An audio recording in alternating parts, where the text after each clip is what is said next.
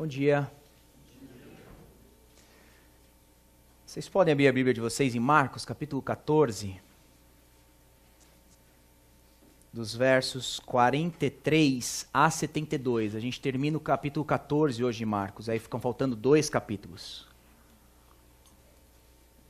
Se você é visitante, está aqui pela primeira vez, a gente tem exposto o livro de Marcos. Estamos chegando no finalzinho. E quem sabe aí se um dia a gente conseguir ter as nossas mensagens online ou num portal aí a gente consegue, vocês vão conseguir acessar com uma senha e um login bem secreto, que só a Trindade acessa. Marcos 14, 43, 72, até 72.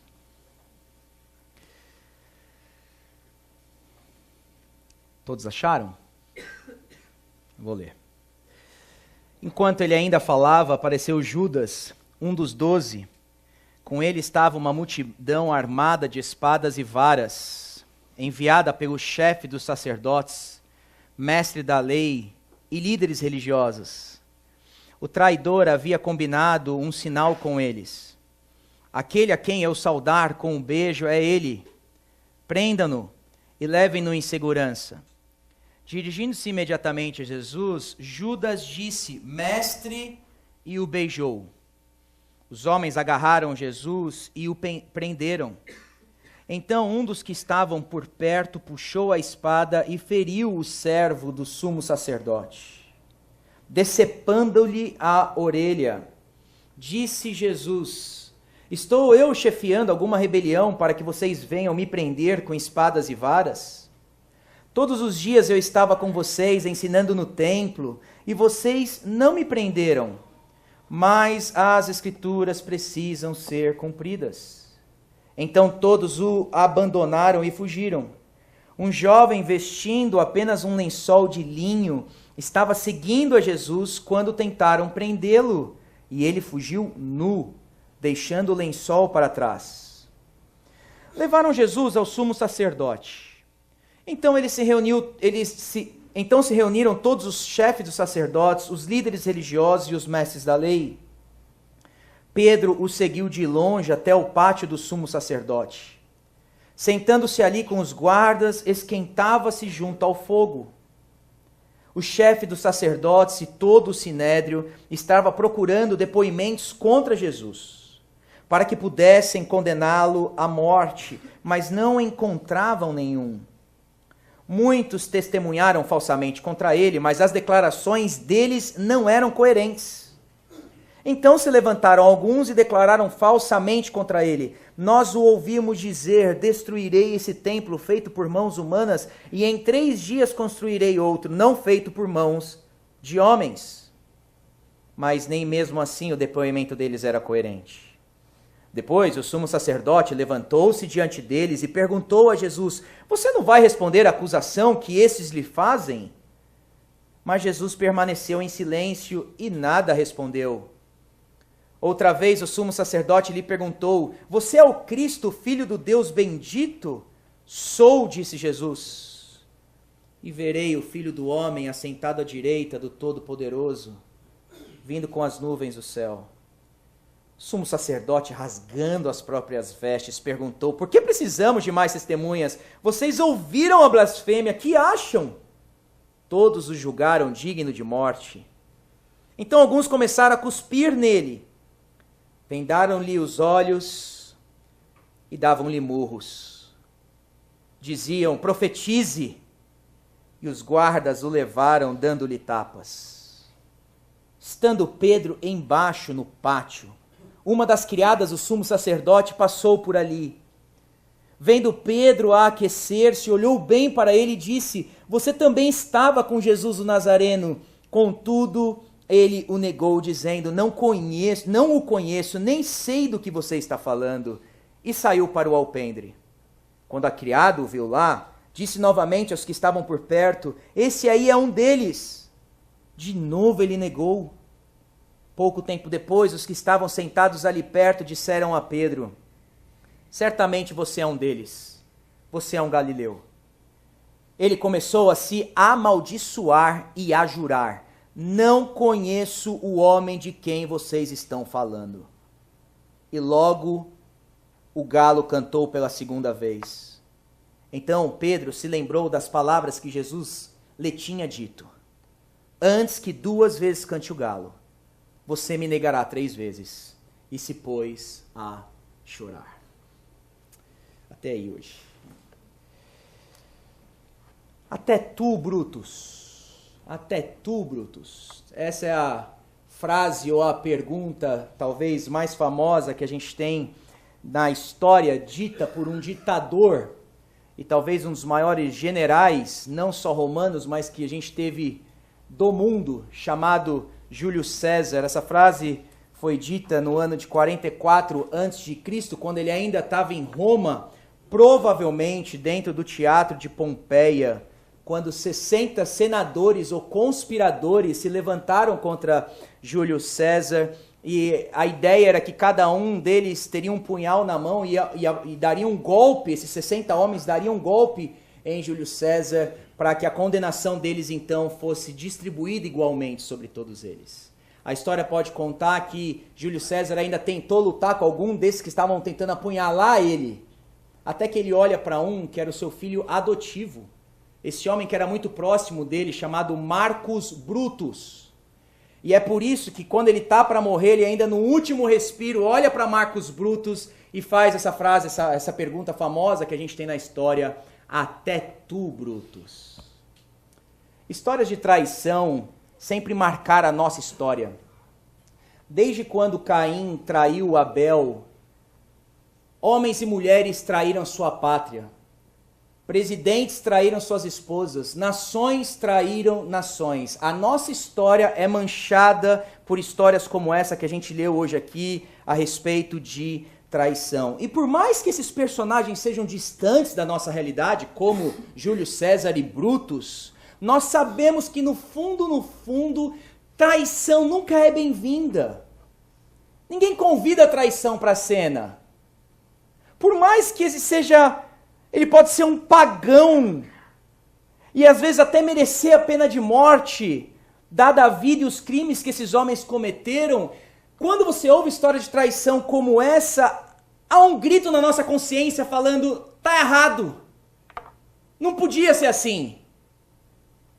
A nossa história é manchada por histórias como essa de traição, a ponto de culturas às vezes serem formadas valorizando a traição. Um dos missionários talvez mais famosos, a galera que gosta de missiologia, né? Você tem um livro chamado Fator Melquisedeque, de Don Richardson. Ele também escreveu um livro chamado Totem da Paz. O Totem da Paz. Você consegue também encontrar esse vídeo no YouTube. E ele vai contar que ele chega nessa tribo na Indonésia chamada Sawi. E quando ele chega nessa tribo, a tribo ela valorizava a traição. E os heróis da tribo eram aqueles que traíam.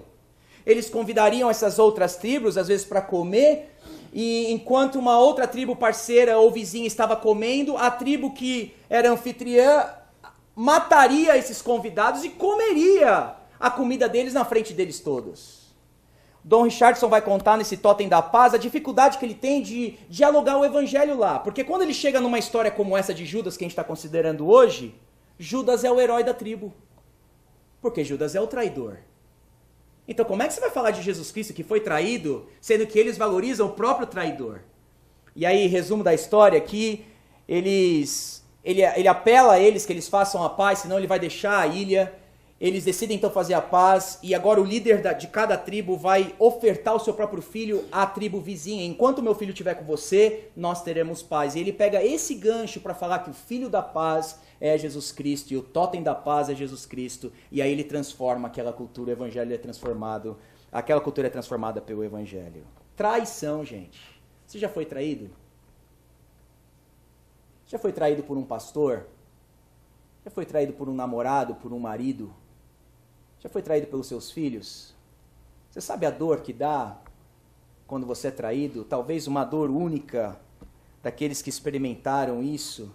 Toda história de traição nos choca. E eu acredito que essa história que nós estamos lendo aqui, do próprio Filho de Deus sendo traído, deveria ferir a nossa consciência, e queira o Espírito Santo nessa manhã ferir a nossa consciência falando, está muito errado o que está acontecendo nessa história aqui.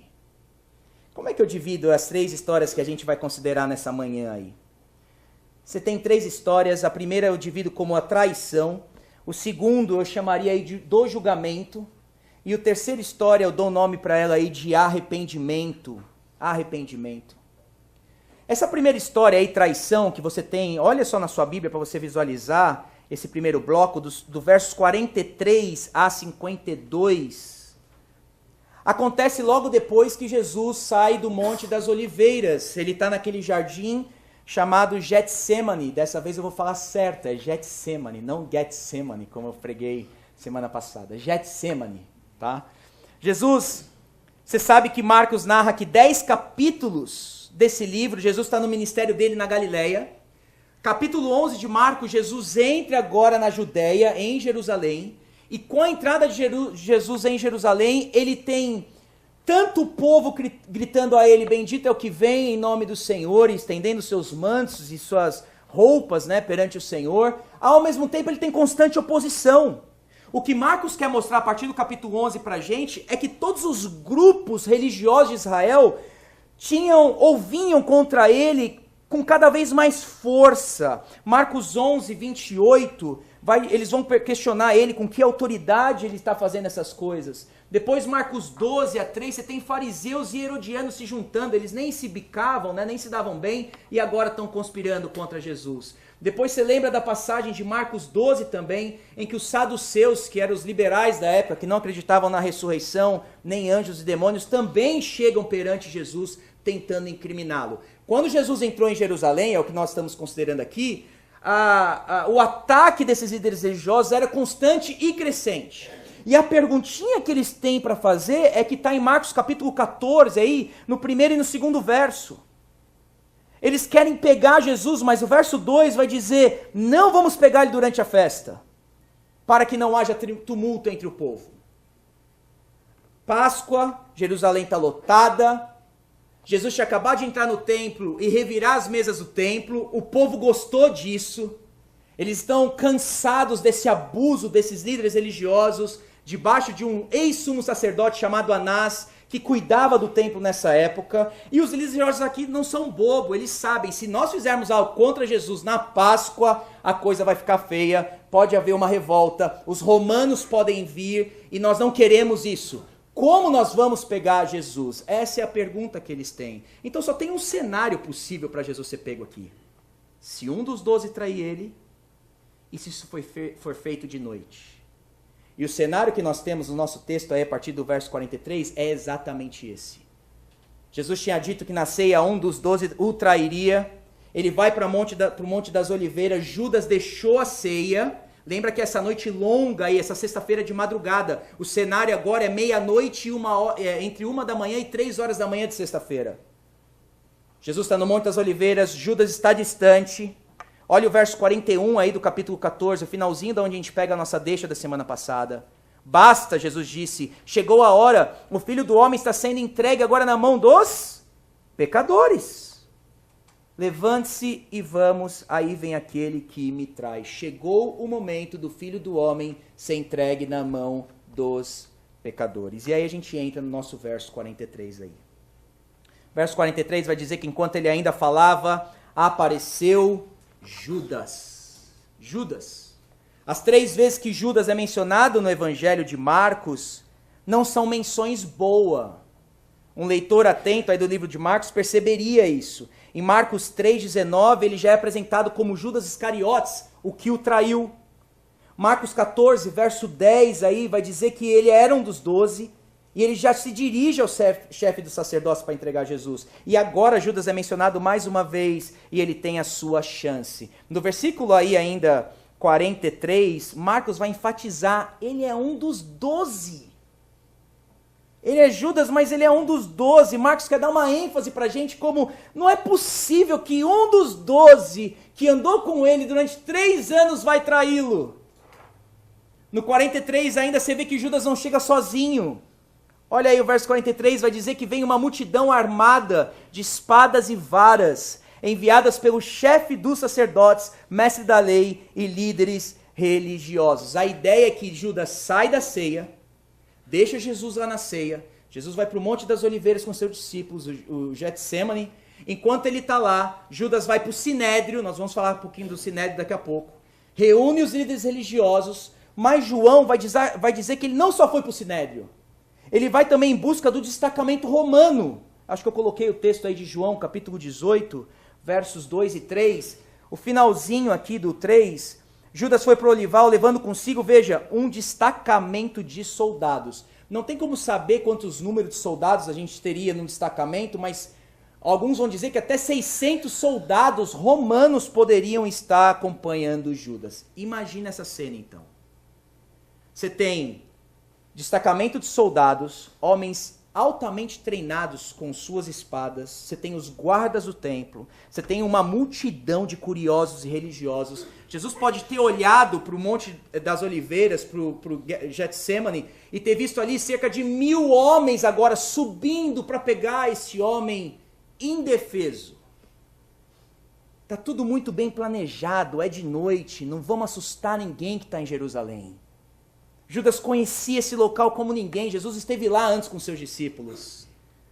Veja ainda que no verso 43 e João 18 vai dizer que eles tinham espadas.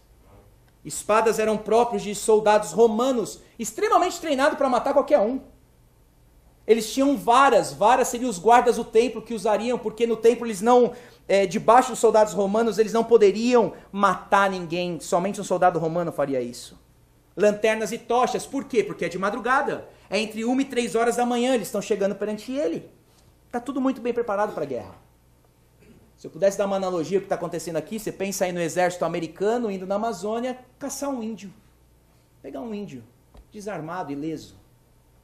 Judas chega com esses, talvez aí 1000 homens, 600 homens, 300 homens, nós não sabemos, mas são muitos e altamente qualificados para pegar Jesus. E Judas é o líder aí do batalhão.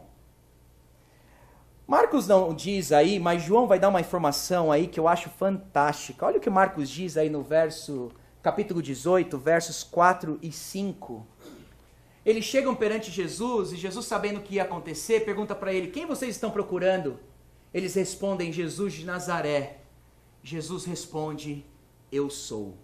Olha o verso 6. Quando Jesus disse: eu sou, todo o destacamento romano, todas as guardas do templo, todos os religiosos vão para trás e se prostram perante Jesus. Eles se recuaram e caíram por terra, simplesmente com o poder da palavra de Jesus Cristo. Ele não está ileso aqui, tá? Na verdade, ele está em controle. Se somente Jesus Cristo, com uma única palavra, aqui talvez é a melhor ilustração que a gente tem de Hebreus 1:3, de que ele sustenta todas as coisas pelo poder da sua palavra, somente com eu sou, quando Jesus fala eu sou, todos vão para trás com as suas armas, com as suas tochas, com as suas lanternas e vão ao chão, não conseguem resistir à palavra de Jesus. E nós, igreja, temos o privilégio de todas as manhãs ouvirmos o eu sou falar através dessa palavra. Você entende a importância de você estar aqui nessa manhã? O privilégio que nós temos. Você entende por que a gente acredita na palavra de Deus o tempo todo? Olha como é poderosa. O eu sou simplesmente fala e eles vêm todos ao chão. Verso 44 vai dizer que o traidor havia combinado um sinal com eles. Claro, há muitos ali no Monte das Oliveiras e é necessário que esse sinal seja feito e muito bem dado, Judas. Verso 45 aí de Marcos, seguindo a nossa leitura, vai dizer então que Judas chega perante Jesus, fala mestre e o beijou. O beijo aqui nessa época era muito comum. A gente tem um livro na Bíblia, chamado Cantares. O beijo poderia ser um ato de afeto entre homem e mulher, era normal. O beijo também poderia ser dado como um aperto de mão, é hoje na nossa cultura, um respeito, uma devoção. Se fosse um escravo, beijaria os pés. Se fosse um inferior, beijaria a mão. Mas se fosse de igual para igual, beijaria a bochecha. O interessante aqui é que a palavrinha que Marcos vai usar desse o beijou, que Judas o beijou, é um beijo intenso. Visualiza aí aquele pai do filho pródigo, né, em Lucas 15, quando o filho volta, o pai pega e enche ele de beijo. O verbo aqui mostra essa devoção excessiva, essa bajulação excessiva. Porque Judas tinha que deixar o sinal muito bem dado, entre muitos que haveria ali no Monte das Oliveiras. Provérbios vai dizer que quem fere por amor mostra lealdade, mas o inimigo multiplica beijos. A gente tem que ter cuidado, às vezes, com essa devoção excessiva de pessoas. Nem sempre são os verdadeiros amigos quando há beijo excessivo, segundo a leitura de Provérbios. E aí Judas já aparece de cena aqui em Marcos. A gente vai saber que Judas, o fim dele é trágico.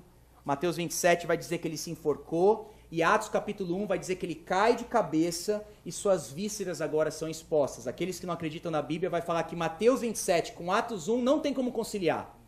Como é que pode ele se enforcar e outra passagem vai falar que ele morreu caindo de cabeça e sendo exposto? É óbvio.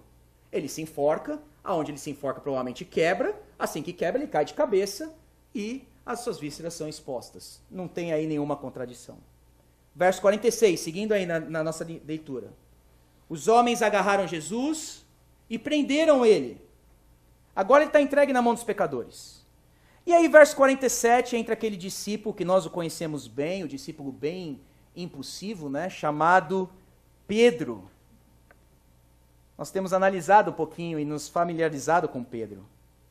Verso 47 vai dizer que um dos que estavam por perto puxou a espada. Espada essa que provavelmente eles estavam carregando. A passagem de Lucas vai narrar que Jesus fala para que eles andassem com algumas espadas, inclusive para defesa própria. Mas vai dizer que um dos que estavam por perto, João vai dizer que é Pedro, puxa a espada e fere o servo do sumo sacerdote, decepando-lhe a orelha. Gente, eu sei que o fato aqui é estranho, chega a ser bizarro, mas o lance aqui é que Pedro não queria arrancar uma orelha fora. Ele não é um Bruce Lee aqui em artes marciais. O que está acontecendo aqui é o que acontece quando um pescador vai pegar em espada. Quando você dá uma espada na mão de um pescador, ele não sabe usar. Se um soldado romano enfiaria uma espada ou usaria para degolar, né, alguém, é isso que Pedro quer fazer, mas Pedro não sabe usar a espada. Então o que ele vai fazer? Ele pega a espada e quando ele vai golpear, ele vem de cima para baixo. E aonde a espada entra é na orelha de um cara que nem era guarda, era servo de um sumo sacerdote. E é tão ruim o golpe de Pedro aqui, que não é que ele tirou a orelha toda dele fora. A palavra no original aqui é uma orelhinha, é como se Pedro tivesse só dado um lasco, tirado um lasco da orelha desse homem. E Pedro aqui está tentando mostrar sua lealdade mais uma vez. Se Pedro entrasse aí nos nossos consultórios de psicologia, provavelmente iam taxar ele como um bipolar. Na mesma noite, ele está dormindo com medo, fugindo do problema, mas agora ele é valente. Agora ele pega a espada na mão e ele parte para cima. De onde vem essa coragem de Pedro? É lógico. Eu estou com Jesus. Jesus dá uma palavra. 1000 caras caem ao chão. Imagina que eu não faço com a minha espada. Ele saca a espada e vai para cima. E aí Pedro faz aquilo que muitas vezes nós também fazemos. Nós desembanhamos ou nós pegamos na espada, achando que o reino de Jesus e o reino de Deus, ele também é tomado pela espada. O que Pedro está tentando fazer aqui não é defender o eu sou. O eu sou acabou de falar, eu sou, e todos eles vieram ao chão. O que Pedro quer mostrar para Jesus é que ele também é. O que Pedro quer defender aqui não é o grande eu sou. O grande eu sou sabe se defender. O que Pedro quer defender é o eu sou com letra minúscula. Pedro quer se autopromover mais uma vez. E Pedro usa essa tática que muitas vezes nós também usamos, de uma proteção da minha imagem, proteção do meu ego, de revidar o mal com o mal, de puxar o tapete do mesmo jeito que puxaram o meu tapete e de agredir se for necessário. Pedro achou que poderia usar a espada no reino de Deus. E algumas vezes, para mim, esse texto quer mostrar que muitas das vezes nós temos que ser como ovelhas levadas ao matadouro e não pegarem espadas. De um lado você tem esse reino de espadas, o poder de orgulho, de traição, do status. Do outro lado você tem o Rei Jesus submisso, humilde, que ama até os seus inimigos. E a ordem de Jesus para Pedro aí ela é clara. Pedro, João 18 vai dizer, verso 11, Pedro, guarda a espada. No reino de Deus nós não pegamos a espada. Bem-aventurado aqueles que são pobres de espírito. Bem-aventurado aqueles que choram. Bem-aventurado aqueles que são misericordiosos. Bem-aventurado aqueles que são mansos. No reino de Deus, discípulos de Jesus não precisam, no momento de crise, pegar a espada para se defender. Cuidar do seu ego, pessoas estão falando de você e você acha no direito de pegar a espada e ir para cima. Jesus está falando, não, Pedro, no meu reino não é assim. Jesus vai dizer no verso 49 que todos os dias estava com ele, ensinando no templo, mas vocês não me prenderam. E aí Jesus fala mais uma vez no verso 49, as escrituras precisam ser cumpridas. A lição que Jesus dá a Pedro e dá a nós aqui mais uma vez. Pedro, tudo que está acontecendo aqui, esse ato de traição, essas espadas, esse destacamento romano, isso é da vontade de Deus. As escrituras precisam ser cumpridas. De um lado você tem Pedro querendo pegar a espada, do outro lado você tem Jesus confiando que a vontade de Deus é boa para ele, mesmo quando ele vê um destacamento na frente dele. Submissão ou espada. Jesus mais uma vez nos ensina que a vontade de Deus é boa, gente. Mesmo quando a gente está vendo um exército na nossa frente se acampando contra nós. A vontade de Deus é boa. Deus é soberano. Eu não consigo, às vezes, responder todas as questões sobre a soberania de Deus, inclusive perante o sofrimento. Mas Jesus aqui está em grande sofrimento. E o que o consola e o mantém de pé é que ele sabe: a vontade de Deus precisa ser feita. E se Deus é soberano, eu creio na vontade dele, e é por isso que eu permaneço. Portanto, discípulos de Jesus, mesmo que um exército se acampe contra nós, descansem na soberania divina. Não recorra à espada. Nós normalmente não falamos que essa é a vontade de Deus, falamos? A vontade de Deus é quando eu recebo uma bênção. Aí é a vontade de Deus. Mas para Jesus, ele está vendo a sua morte. E ele está falando, Pedro, é da vontade de Deus também que eu sofra.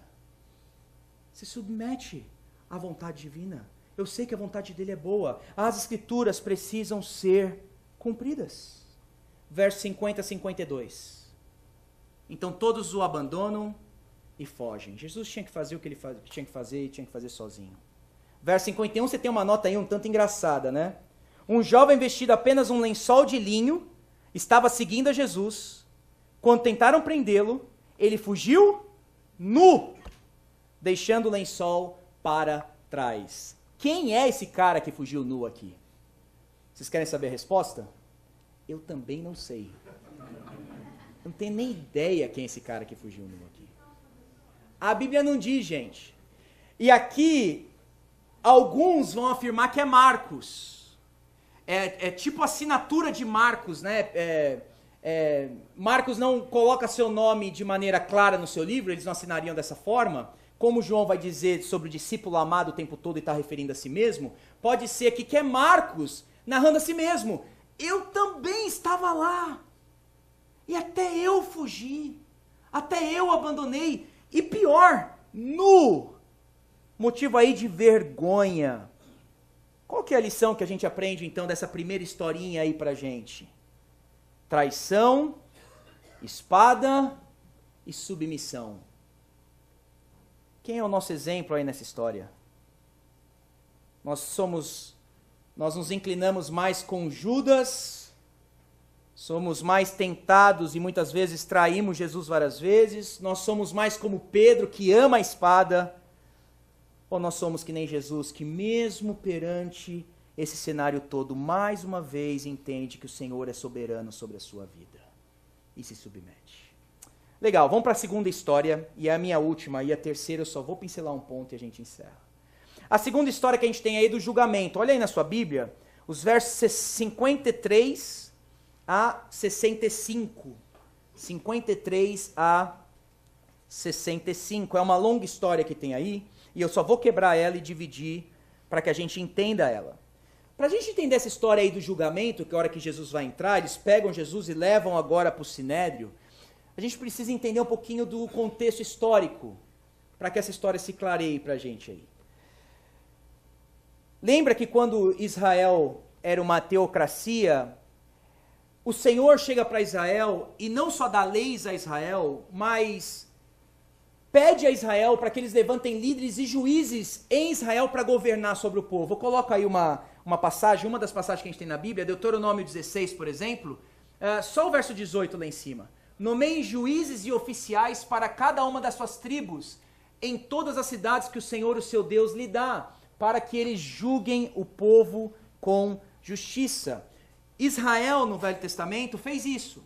Começou a nomear juízes e líderes para que eles, então, criassem esse sistema judiciário e legislativo, né, em Israel. Com o desenvolver dos anos e o passar do tempo, cada cidade judaica agora teria uma sinagoga. A sinagoga não seria somente um local de ensino, mas também um centro de justiça. Se essa cidade fosse muito grande, tivesse 120 homens, eles criariam um sinédrio. Sinédrio é uma corte local, tá? Então pensa aí que você tem os romanos, e os romanos dariam aos judeus, principalmente na Judéia e nessas outras regiões onde eles estariam habitando, autonomia para que eles mesmos julguem o seu povo. Então você tem o sinédrio aí com cerca de 23 homens. Além do sinédrio, você tem o grande sinédrio, ou a Suprema Corte, que fica em Jerusalém. Pensa aí no nosso STF, tá? A Suprema Corte em Jerusalém, você teria 71 homens que estariam nessa Suprema Corte em Jerusalém. É para esse local que Jesus está sendo levado agora. Eu coloco aí uma foto aonde ficaria, aqui é o templo, né, de Herodes. O sinédrio ficaria aqui numa partezinha do templo, tinha que ser um local público. Eles ficariam divididos, né, mestres da lei, fariseus, saduceus, enfim. O sumo sacerdote, aquele high priest ali, né, sentado na ponta, ele é o tipo de juiz, né? A gente está falando aí desse sinédrio em Jerusalém, tá? E havia algumas particularidades nesse julgamento. Eu coloco algumas particularidades para a gente entender esse contexto. Em primeiro lugar, gente, todo julgamento deveria ser público. Tinha que ser no local do templo. Lembra agora da história de Jesus. Vai vendo os paralelos aí. O julgamento tinha que ser público. Em segundo lugar, o julgamento deveria ter 2 ou 3 testemunhas de acusação e defesa. Em terceiro lugar, se tivesse uma testemunha falsa, eu estou acusando alguém falsamente, e o crime dessa pessoa exigiria pena de morte, eu que seria uma testemunha falsa também receberia pena de morte. A letra E aqui, a condenação da pena deveria ser dada 24 horas antes da execução. São leis deles isso aqui. Por que 24 horas antes? Se eu condenei alguém e aparecerem testemunhas para defender essa pessoa e for verdade, a gente consegue voltar atrás dessa condenação. Nenhum criminoso deveria ser julgado de noite, mas à luz do dia. E por último, dias de festas e sábados não poderia haver nenhum julgamento. Sabe o que choca nessa historinha que a gente está lendo aí de Jesus, desse julgamento? Todos os pré-requisitos foram quebrados. O que nós temos nesse julgamento de Jesus aí, gente, é uma farsa. É pior do que o nosso STF aí absolver a chapa Dilma e Temer, a Aécio Neves e toda a turminha que eles têm dado carta verde. Nós começamos a perceber que, mesmo num sistema religioso, o que está acontecendo aqui é mera formalidade. Eles já querem matar Jesus. Eles vão de noite, eles vão num dia de festa, e eles vão quebrar com cada pré-requisito que um sinédrio deveria manter ou julgar alguém, eles vão quebrar todos esses pontos. Eu começo aí com a ilegalidade do julgamento em primeiro lugar. Olha aí os versos 53 e 54. vai dizer que eles levaram Jesus ao sumo sacerdote. Marcos não narra, mas antes de Jesus ser levado ao Caifás aqui, que é o sumo sacerdote, ele é levado sozinho por um outro ex-sumo sacerdote chamado Anás, sogro de Caifás. Quando ele chega perante Anás, Anás não tem direito nenhum de interrogar Jesus. E aí a gente vê a perguntinha de Jesus, começa a entender por que Jesus faz essa perguntinha.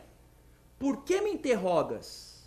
Não é que Jesus não queria ser interrogado, é que Jesus sabe que ele está perante um ex-sumo sacerdote chamado Anás, sozinho, numa casa à noite, sendo interrogado por ele. Jesus não está com medo do debate aqui. Ele só está questionando se é lícito Anás fazer isso. Então ele pergunta, por que você está me interrogando? A história vai dizer que ele toma tapa na cara, e aí ele cai no verso 53, 54, que é agora o Caifás. Olha aí, verso 54, vai dizer que ele seguiu de longe, Pedro segue de longe, no pátio do sumo sacerdote. Aonde está acontecendo esse interrogatório? Não está acontecendo no templo, está acontecendo na casa do sumo sacerdote. Está tudo errado, gente, o que está aqui. Depois disso daí, nós vemos aí a ilegalidade das testemunhas. Eles vão, verso 55 vai dizer que eles vão tentar achar depoimentos contra Jesus. Olha que farsa. Eles não têm como condenar Jesus. Eles saem pela cidade em busca de testemunhas. Verso aí 56 vai dizer que até as testemunhas que eles acharam não eram nem coerentes. Pagaram, deram suborno a elas, elas vêm perante Jesus e começam a acusar Jesus, mas é incoerente as testemunhas. Que farsa. Verso 57, alguns se levantam, verso 58, e aí vão acusar ele pela primeira vez, dizendo: nós ouvimos você dizer, destruirei esse templo feito por mãos humanas. Jesus nunca disse isso. O que Jesus diz é, destruam o templo. Não diz por mãos humanas, e Jesus não diz, eu destruirei. Veja o que eles fazem aqui, é o que todo falso profeta faz. Joga um pouquinho de verdade num frasco de veneno que vai parecer tudo verdade. É isso que eles estão fazendo. Pegar as palavras de Jesus que ele disse, destruam o templo. E eles estão falando, não, você disse, destruirei o templo feito por mãos humanas e em 3 dias construirei outro não feito por mãos de homens. Nós sabemos que quando Jesus disse isso no Evangelho de João, ele está falando a respeito de si mesmo, do seu próprio corpo. Verso 59 diz, o depoimento deles não era ainda coerente. Caminhando para o final, a gente vê a ilegalidade do interrogatório. Versos 60 e 61. Olha o que o sumo sacerdote agora faz. É o Caifás, né? Pensa nesses homens tudo à volta dele. Caifás agora, juiz, gente, se levanta e vai agora para esse confronto pessoal com Jesus. Ele assume aí o papel de advogado de acusação. Ele jamais poderia fazer isso nessa corte. Verso 61. Mas Jesus permaneceu em silêncio e nada respondeu. E aqui a gente começa a lembrar de Isaías 53, de como uma ovelha diante dos tosqueadores ficou calado e não abriu a sua boca. Jesus ficando calado dava oportunidade a esses homens deles vomitarem mentira o tempo todo. A pior coisa que Deus pode fazer ao ser humano é dar legalidade para que ele continue pecando. E é o que Jesus está fazendo com esses homens. Podem falar. Vai expondo o coração de vocês. E Jesus, o servo sofredor, calado perante eles. Eles mesmos se autocondenando, mostrando a raiz da árvore podre. Vomitando mentira o tempo todo. A pior coisa que Deus pode fazer para o ser humano é o que Jesus está fazendo aqui. Deixa eles pecarem. Autocondenamento, autocondenação. Deixa eles pecarem. Até que o sumo sacerdote fala a única verdade do interrogatório. Ao finalzinho do verso 61 aí. O sumo sacerdote vira para ele e diz, você é o Cristo? O Filho do Deus bendito. Você vê o que Deus faz aqui?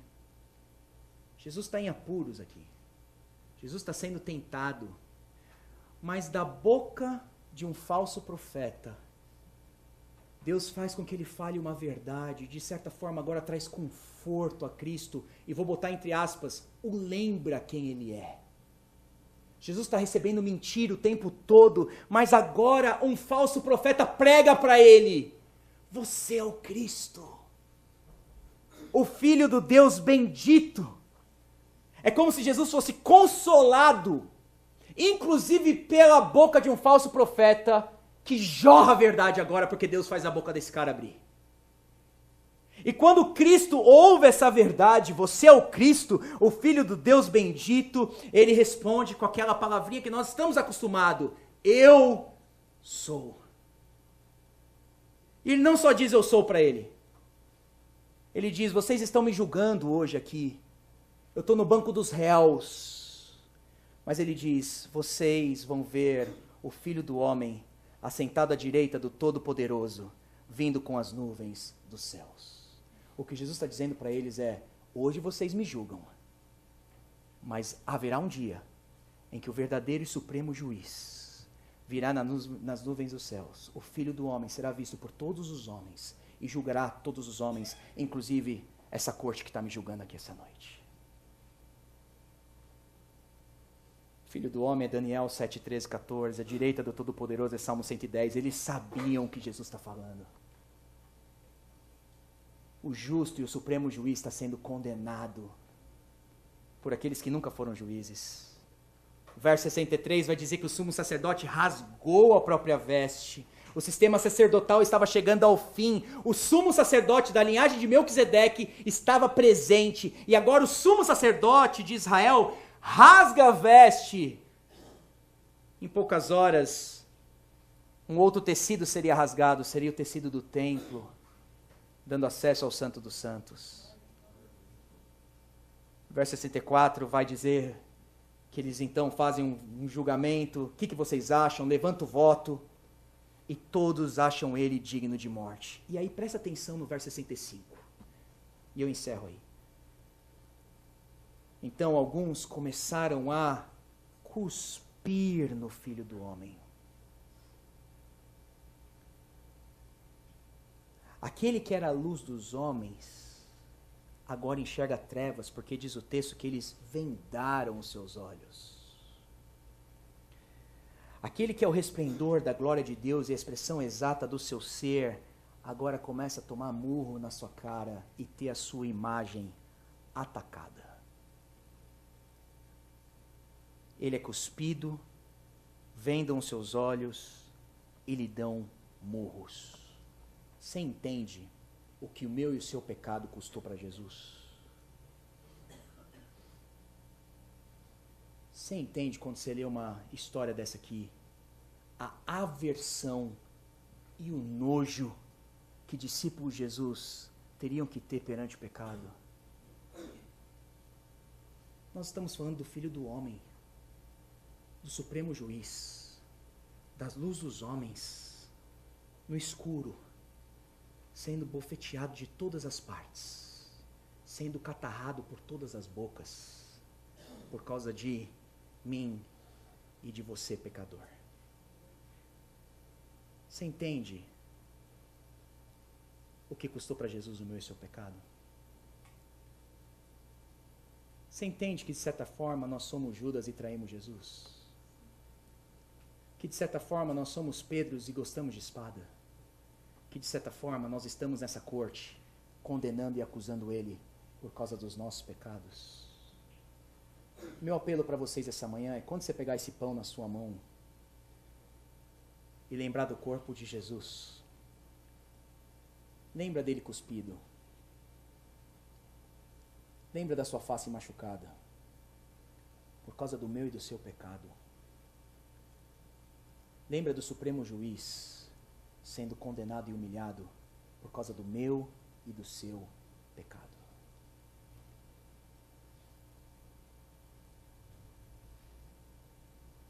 A nossa postura aqui deveria ser a de Pedro na próxima história.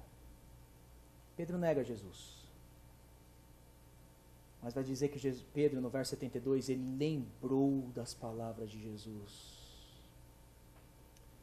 João vai dizer que nesse julgamento Jesus olhou para Pedro. Pedro vê a cara de Jesus esbofetado e lembra do seu pecado. E diz o texto que Pedro chorou amargamente. Isso é verdadeiro arrependimento.